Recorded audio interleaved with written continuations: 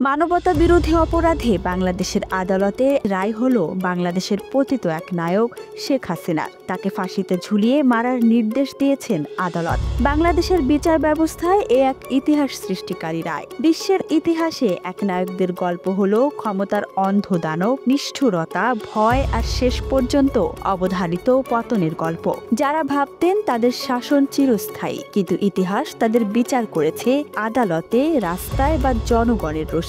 আজ দেখব এমনই 10 এক নায়কের বিচার ও পতনের বাস্তব ইতিহাস। শেখ হাসিনা পালিয়ে গেছে, শেখ হাসিনা নাই, শেখ হাসিনা চলে গেছে, শেখ হাসিনা পালায় না।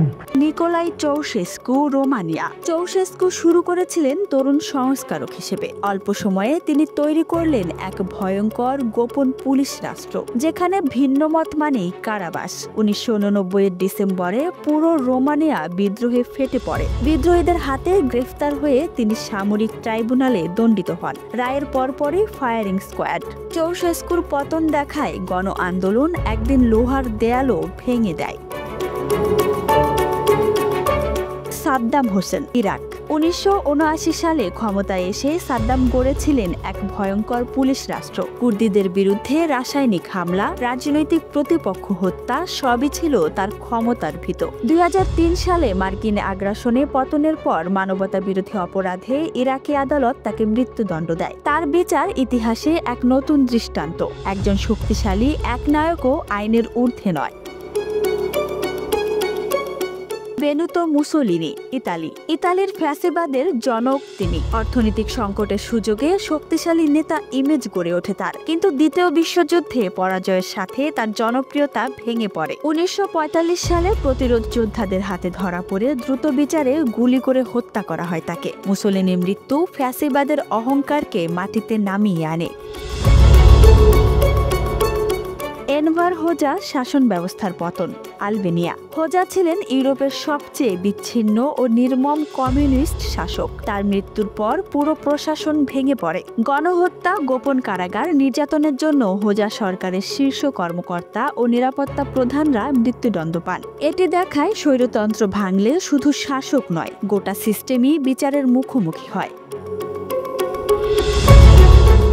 মেঙ্গিস্ত হাইলে মারিয়াম, ইথিওপিয়া। ইথিওপিয়ার রেড টেররের স্থপতি মেঙ্গিস্ত। সহস্রাধিক মানুষ নিহত বিশ্ব ইতিহাসে এক নির্মম অধ্যায়। 1991 সালে তিনি জিম্বাবুয়েতে পালিয়ে যান। 2006 সালে আদালত তাকে অনুপস্থিতিতে মৃত্যুদণ্ড দেয়। যদিও এ রায় কার্যকর হয়নি, তবু এটি ছিল আফ্রিকার একনায়কতন্ত্রের আনুষ্ঠানিক নিন্দা। 6 স্লোবেদান মিলোসেভিচ, সার্বিয়া। জাতিগত জাতীয়তাবাদকে অস্ত্র করে মিলোসেভিচ বলকান অঞ্চলে 3টি এলাকা জ্বালিয়ে দেন। গণহত্যার দায়ে অভিযুক্ত হয়ে তিনি আন্তর্জাতিক আদালতে বিচারাধীন ছিলেন। যদিও রায় ঘোষণার আগেই তিনি মারা যান। এই বিচার বিশ্বকে দেখিয়েছে অপরাধ আন্তর্জাতিক হলে বিচারও আন্তর্জাতিক হতে পারে।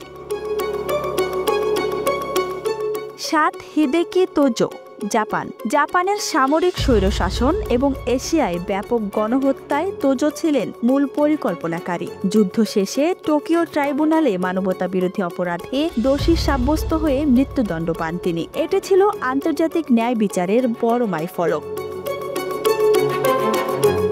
পল পট, কম্বোডিয়া। পল পটের কিলিং ফিল্ডসে নিহত হন প্রায় 17 লাখ মানুষ, যা ছিল বিংশ শতকের ভয়াবহতম গণহত্যা। আনুষ্ঠানিক আন্তর্জাতিক রায় না হলেও নিজের দলই তাকে বিশ্বাসঘাতকতার অভিযোগে দণ্ডিত করে গৃহবন্দী করে। তার মৃত্যু এক ভয়ঙ্কর মতাদর্শিক এক নায়কত্বের সমাপ্তি।